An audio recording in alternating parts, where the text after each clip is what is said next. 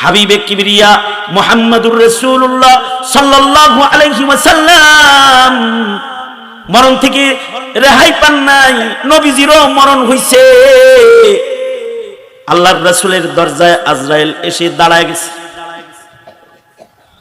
দরজার ভেতরে আজরাইল খটখটাইতেছে। আজরাইলের জীবনের একমাত্র রূহ কবজ দৃশ্য হলো দরজা দিয়ে প্রবেশ করার।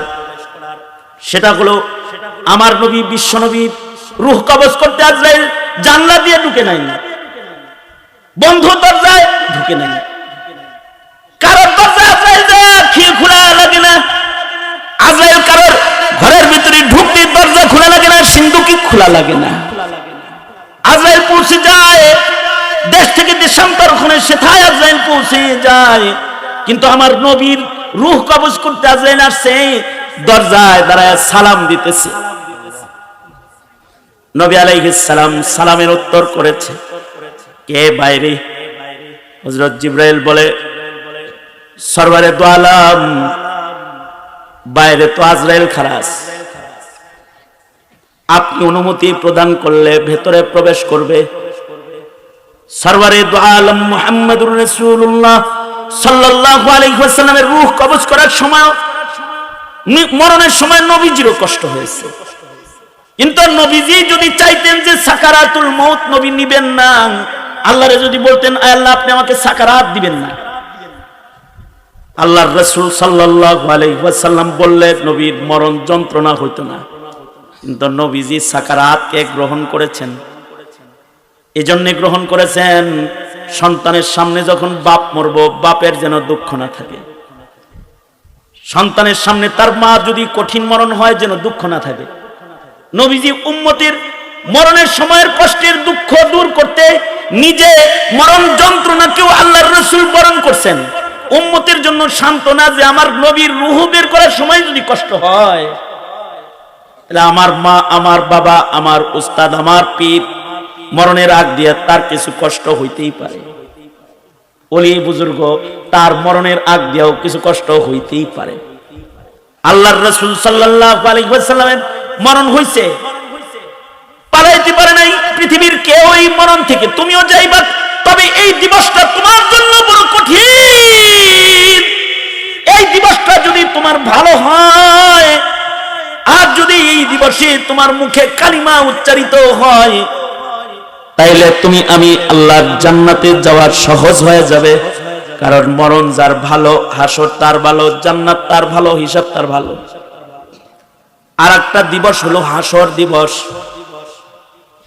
এক নাম্বার কঠিন দিন জন্মদিন, দুই নাম্বার কঠিন দিন মরণ দিন, তিন নাম্বার কঠিন দিন হলো হাসরের দিন, পুনরুত্থানের দিন, ইয়াউমুল হাসার, যেদিন সবাই আল্লাহর আদালতে দাঁড়াবো।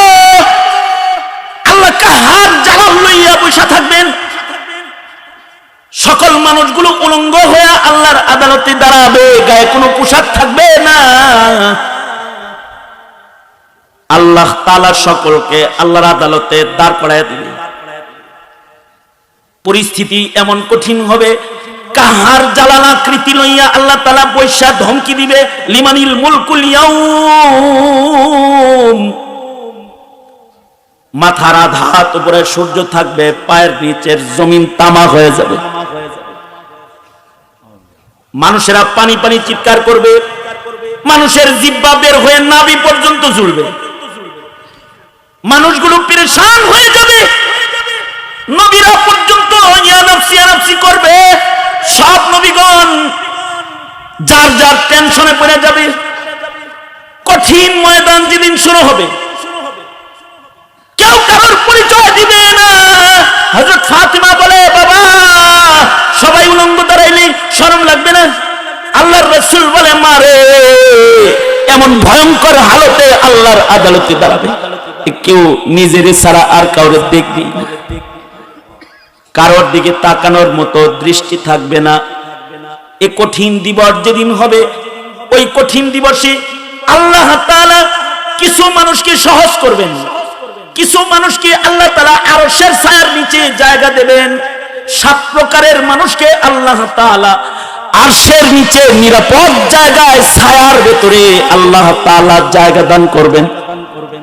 তাদের ভেতরে একটা প্রকার হলো ওই দুই প্রকারের মানুষ যাদের ভেতরে মোহব্বত ছিল শুধুই মাত্র আল্লাহর জন্য, ওয়ারাজুলানি তাহাব্বা ফিল্লাহ, যারা একজন আরেকজনকে ভালোবাসত শুধুই মাত্র আল্লাহর জন্য। এই দুই মানুষকে আল্লাহ তাআলা আরশের নিচে ছায়া দান করবে।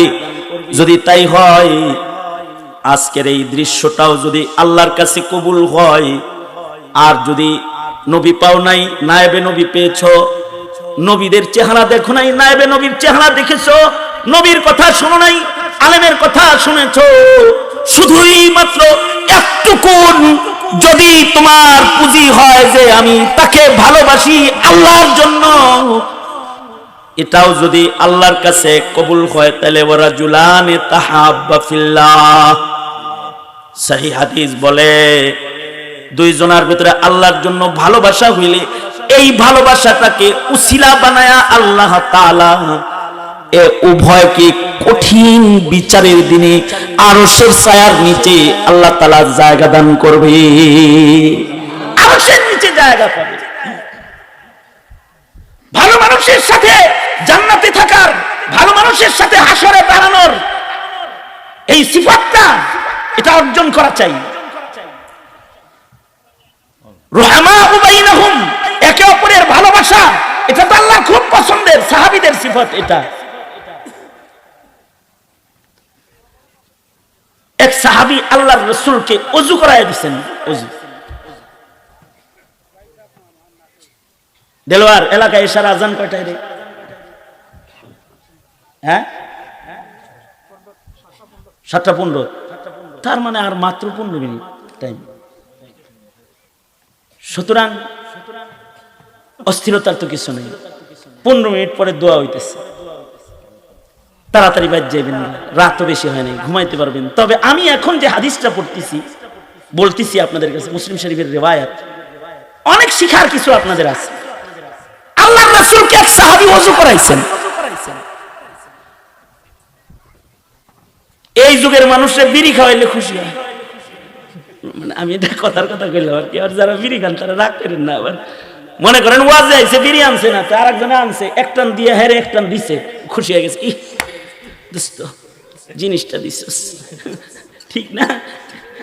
এই যুগের মানুষরা একটা পান খাওয়াইলে খুশি হয়, এই যুগের মানুষরা একটা চা খাওয়াইলে খুশি হয়, এই যুগের মানুষরা 500 টাকা দিলে খুশি হয়।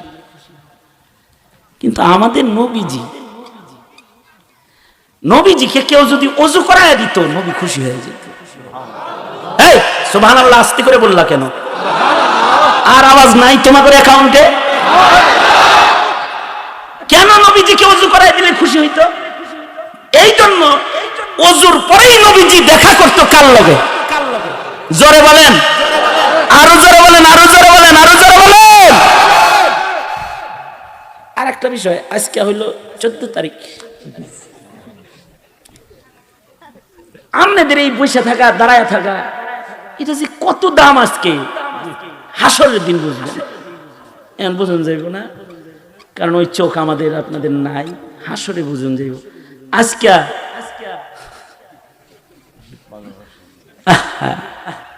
বনি আদম,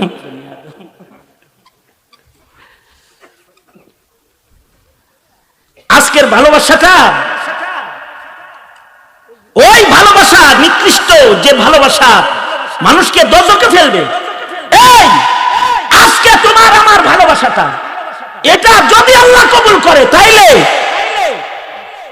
জান্নাতের রাস্তা আসান হয়ে যাবে ইনশাআল্লাহ।